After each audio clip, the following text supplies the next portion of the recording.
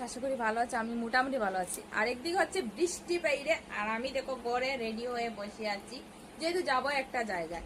আর কোথায় যাব সেটা নিশ্চয়ই তোমাদের সাথে শেয়ার করব, দেখতে পাবে, একটা ভিডিও আসছে সেটা, কোথায় যাচ্ছি, কেন যাচ্ছি বা কি করছিলাম সেখানে গিয়ে।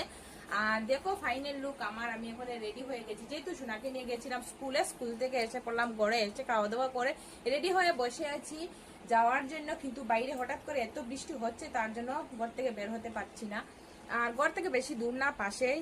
আর সেখানে কি প্রোগ্রাম, সেখানে যাচ্ছি, নিশ্চয়ই তোমাদের সাথে শেয়ার করব। এই যে দেখো আমি রেডি হয়ে গেলাম পুরো।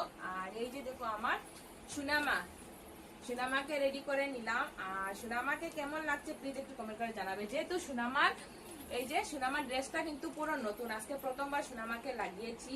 এই যে টি শার্টটা আর প্যান্টটা, আর এই যে দেখে দাও পাপা, নতুন তোমার, এই দেখতে পাচ্ছ, নতুন চুড়ি, নতুন বেল, সবকিছু মানে সোনামাকে আজকে নতুন পরিয়েছি, ঠিক আছে।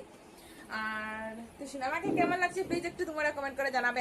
দেখো বন্ধুরা, আমার সোনাকে রেডি করলাম, কেমন লাগছে বলো তো। এইটা ড্রেসটা পুরো নতুন, আজকে প্রথম লাগিয়েছি ওকে।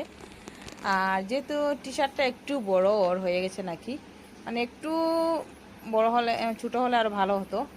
আর গরমের জন্য একটু বড়ই পরিয়ে দিয়েছি। আর এই দেখো